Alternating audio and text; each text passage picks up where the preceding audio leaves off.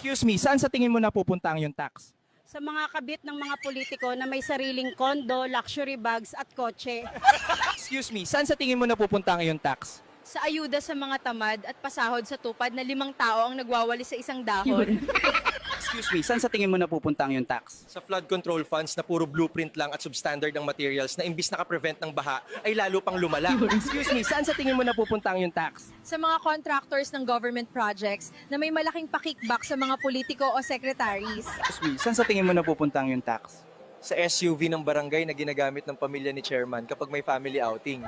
Excuse me, saan sa tingin mo napupunta ang yung tax? Sa booking ng 5-star hotels na may buffet para sa seminars ng mga opisyal na dumalo lang para sa picture taking.